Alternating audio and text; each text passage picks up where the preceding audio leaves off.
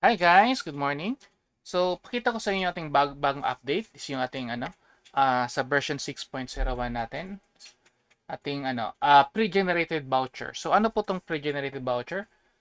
Yung ating device ngayon is dalawa yung capabilities niya. Pwede na siya yung real time, is yung current natin. Yung real time, yun yung pag maghulog tayo, magge-generate siya ng voucher in real time. So, wala na kayong gagawin doon. Siya na yung magki-create, wala na kayo pre-generate na vouchers.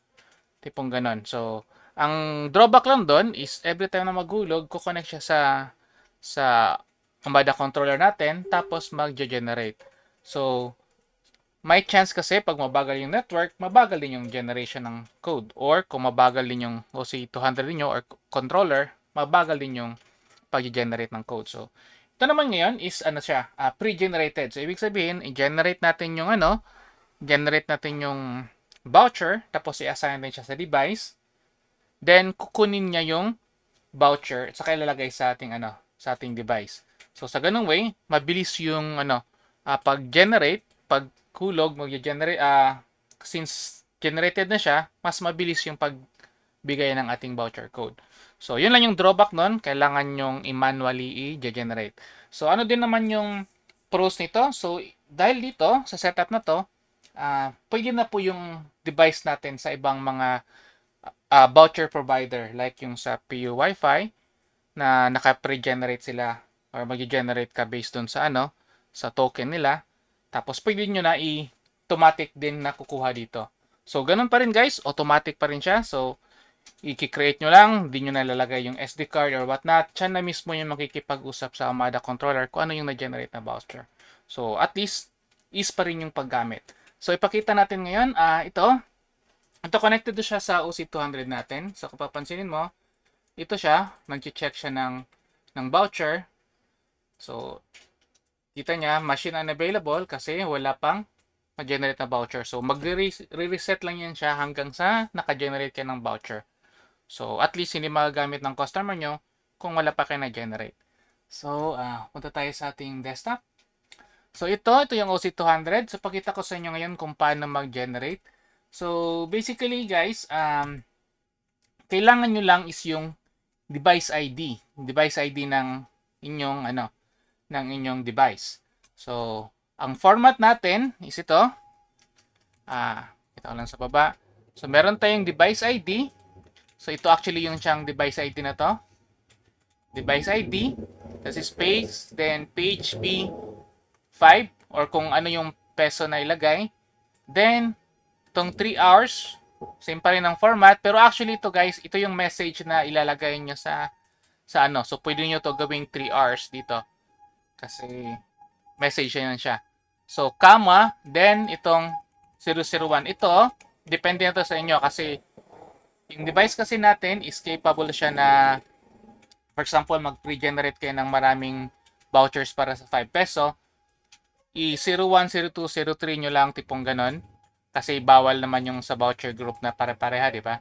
So, ang mangyari niyan, yung pinakaunang yun yung kukunin niya. Tapos pag maubos na to, yung sa next na naman na voucher yung kukunin niya. So, ganun yun yung mangyayari. So, at least pwede kayong mag-generate ng multiple vouchers para sa Pero guys, yung mas maganda sana na naka 6 lang yung natin. 6 rates, kumbaga. Maximum natin 6 rates. Pero capable naman yung device natin sa up to 10. So, yun. So, ngayon, create muna tayo. So, ito yung device ID natin. So, create tayo ng voucher. So, create tayo ng voucher. Ang gagawin nating device name is ito. Voucher group. So, guys, pwede rin to siya, pwede rin tong, kung anong dito, kayo na bahala kung anong isusulat nyo dito kasi kukunin lang naman niya ng ating device eh. So, dito maglagay muna tayo gawin lang muna natin siyang 1 minute para at least ma-test natin na gumagana. Then, yung count natin, gawin mo natin 2 para makita natin na mauubos yung voucher. Tapos, ito, importante ito siya guys. Dapat, kung anong sinulat nyo dito, is dapat pareha. Kasi ito actually yung kukunin niya na rates. Tapos, ito rin importante rin sa atin kasi dito rin kinukompute ng Omada kung magkano yung kita. So, yan. Ito, pwede itong gawin itong 3 hours. So, ito, text message lang to siya. So, pwede na kung anong gagawin nyo dyan na ilagay. So, yan, 3 hours. Tapos, yan lang actually. Tapos, yun lang importante. Then, pwede nyo na baguhin depende sa requirements niyo. Then, save natin. Then, gawa pa tayo ng isa. Para naman sa 10. Para at least makita natin na multiple yung setup natin. So, gawin pa ulit natin 2. Tapos 10. Then, gawin pa rin natin yung timing 1 minute muna para at least makita natin na magamit. Para hindi tayo maghintay. Then, pangatlo. So, 20. Lagyan natin 1 day. So, 2 pa rin ulit. Then, 20. Then, gawin natin 1 minute. So, yan.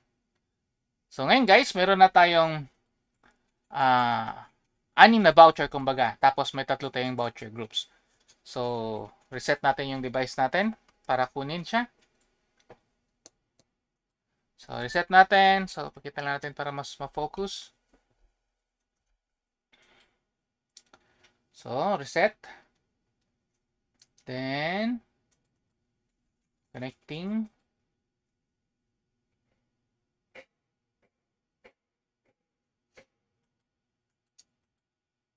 So, yan. Laging ina tayo sa ating OC200.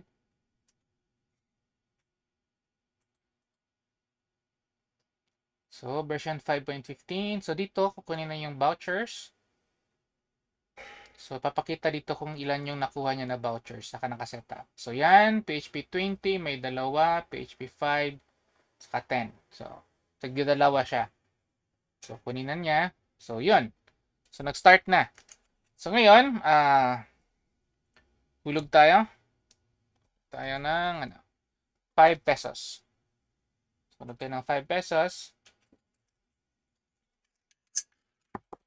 So, papakita din dito guys kung ilan yung ano lang yung available na pwede.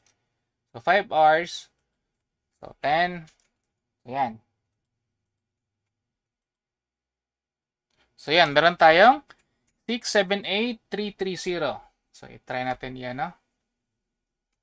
Dito sa ating Umada. Saan yan? 678330. So, login na tayo.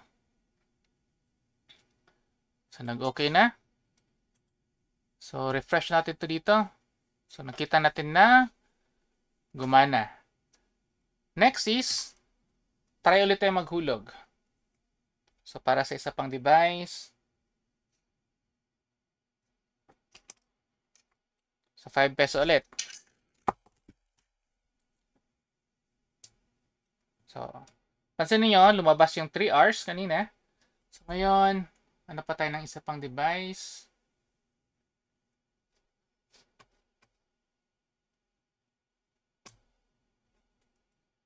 Dito naman tayo sa isang device. Desktop. So, meron tayong 821846. 821846. So, yan. So, meron tayong dalawa na connected na sa ating ArcLMX Umada. So, ibig sabihin yan, naubos na yung sa 5 pesos natin. So, try natin siya ulit maghulog. So, tap cam tayo ulit. So, hulog tayo ng 5 pesos. Yan, kung papansin niyo walang nilabas na time. Kasi yung available na lang is 10 at saka 20. So, dagdagan natin. So, meron tayong 8 hours na nakaset. So, meron tayong nakuha naman 358268. So, tayo ulit. Since 1 minute lang to nakaset, so dapat itong isa natanggal na siya. So, sign in tayo ulit.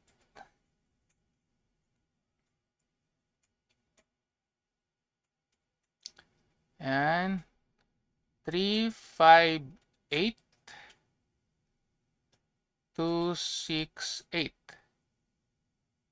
So, yan. Connected na siya.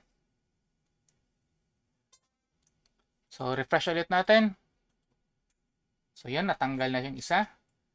Then, so ito, na-disconnect na siya. So, sa-sign in tayo ulit. So, ngayon, mag-generate ulit tayo ng voucher para sa 10. So, 10 pesos.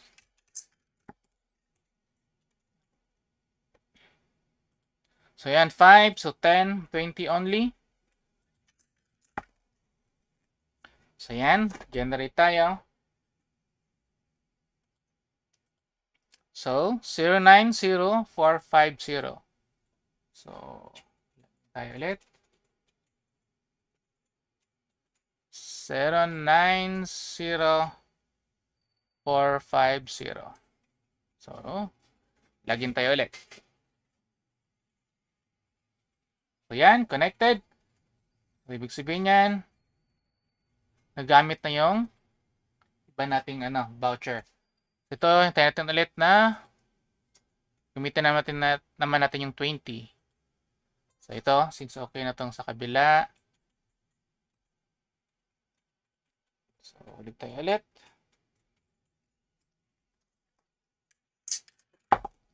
So, kung papansin niyo 20 only na lang yung nakalagay kasi 20 na lang yung naiwan. So, pag ganyan, hindi na siya maka-generate. So, dapat dagdagan nila yung pera nila. Yan, 20. Sa labas yung 1 day.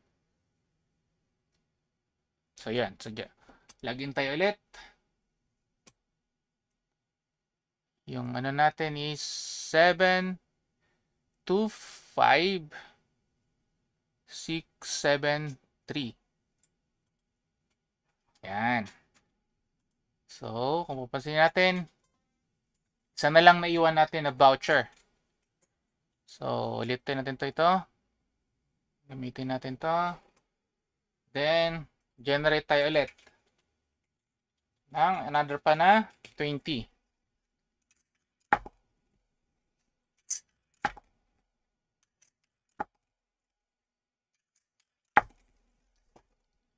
So, yan. Generate natin. So, meron tayong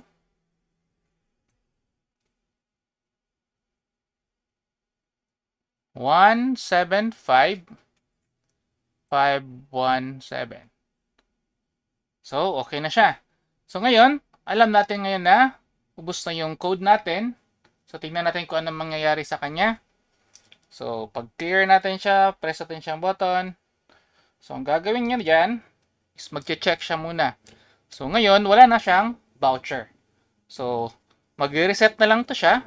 Mag-reset loop lang to siya every 20 seconds. Tapos, pag wala pa rin kayong nagawa, paulit-ulit lang. So, ngayon, since hintayin na natin siya mag-reset,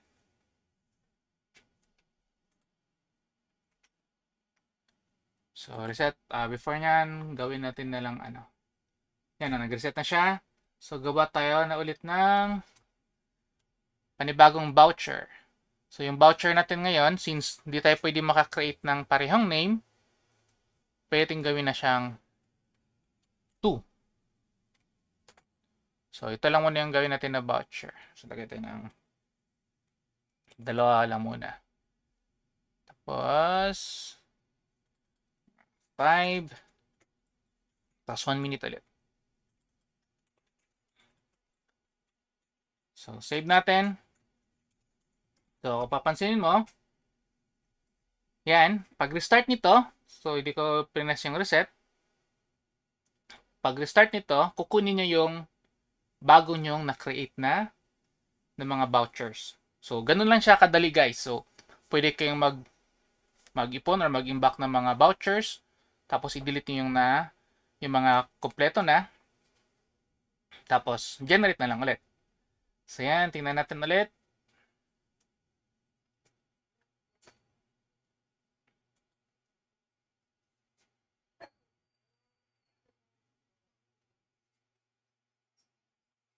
Yan, connecting.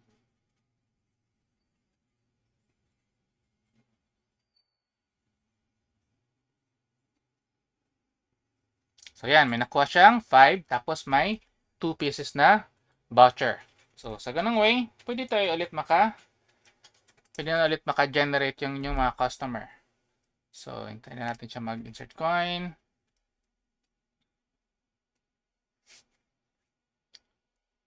So, naman natin itong ano. So, yan guys.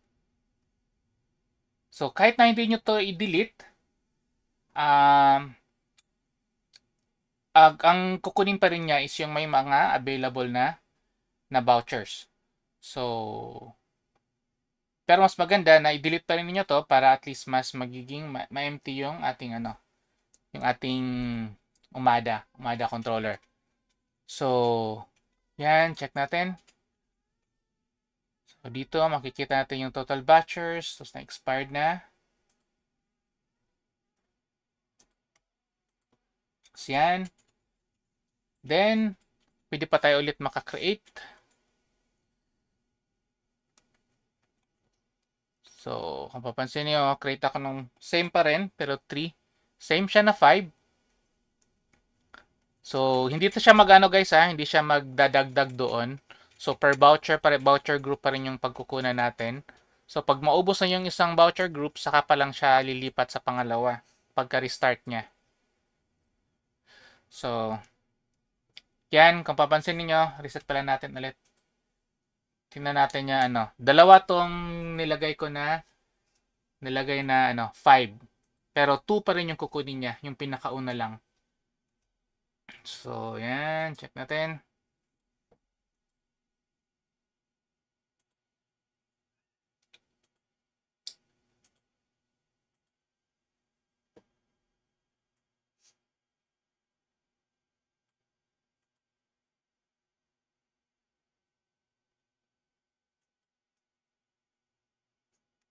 So, dyan, makikita nyo na, isa pa rin yung makukuha niya, 5 tapos 2. Yan. Kasi isa lang yung, ano niya, per voucher group tayo. So, yung kukunin niya dito na voucher, is yung sa pinakauna nyong nagawa. So, 5. Kasi nyo, 5 only lang, kasi isa lang yung voucher group natin. So, 535608. So, yung 535608 natin, is nandito sa pinakauna.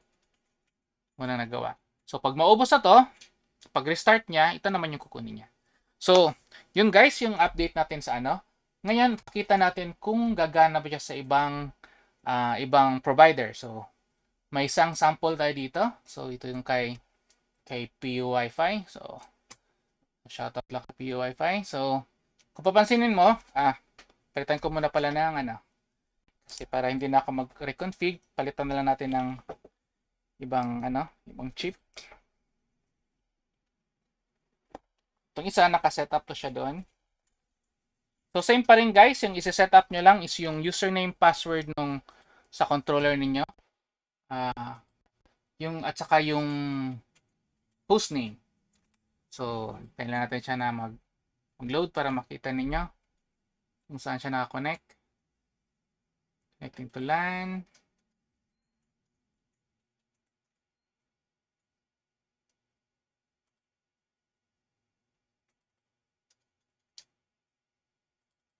So, logging into cloud controller. So, yan. PU Wi-Fi 2. So, papansin niyo yan, meron tayong tatlo yata nagawa ko dito na voucher. So, hintayin lang natin. Since internet siya, so medyo mabagal yung sa pag-load up ng loading part. So, yan, meron siyang 9, tapos 10, saka 9 na 10, tapos may 20, saka merong 5 pesos. So, yan. So, tapos meron na yan. So, ready na siya agad. Voucher dyan. So, yung kailangan nyo lang siya na connection dyan is yung ito. So, dapat connect nyo dito sa itong IP na to. Tapos yung username password na ginamit nyo dito. So, kung papansin niyo dito, ito yung mga na-generate ko. Sinet ko lang muna sa yan, 1 minute lang. 1 minute lang muna para at least mabilis. So, ito naka 1 day. So, ganun pa rin yung concept, guys. So, ito yung device ID, PHP, tapos yung oras, or yung yung ipapadisplay natin. Tapos Tapos, yung sa unit price, dapat nakasetup na tama. Kasi dun talaga tayo magbe-base sa unit price. So ngayon, pag generate niya yan, lalabas niyan dito is magiging voucher group.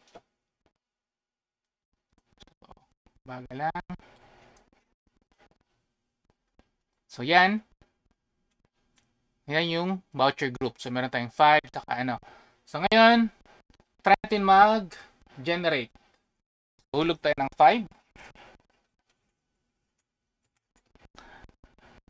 Connect mo natin pala sa ano, para mabilis. Connect dito sa Mark Wi-Fi.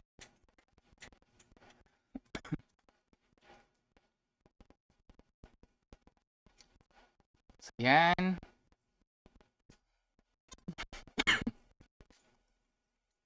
So try tayo mag-generate. Generate tayo. So, meron tayong 5, 10, saka 20. So, time is 3 hours. So, 512, 598. Kung papansin nyo guys, ang bilis mag-ano. Kahit na internet yung ano nito, mabilis siya mag-load ng vouchers. So, saan na yan? Connect natin. Voucher code natin is 512 598. Connect natin. So, yun. Gumana siya. So, kung pansinin nyo, dito yata siya sa 5. So, check natin to. Ano ba lumabas? Yun. Actions. So, dito yung 512, 598. Okay? So, ngayon, try ulit tayo mag-generate. So, 5 lang ulit. Generate tayo. So, 445, 159. So, mabilis guys. So, dito tayo naman sa kabila. 4, 4, 5, 1, 5, 9. So, okay na. Check natin. Yun, in use. Tapos expired na yung isa. So, ganun lang kadali guys. So, mag-work na yung ating device sa kahit anong ano. So, basta umada lang siya na type, umada lang siya na system, mag-work yung ating ano. So, ito guys, magiging available to next week kasi naubusan na tayo ng custom board. So, ito. So, yun. So, kung may questions kayo, message nyo lang ako kung pwede ba sa inyo or tipong ganun. So, para at least masagot ko yung mga questions nyo. So, yun lang guys. Don't forget to like and subscribe.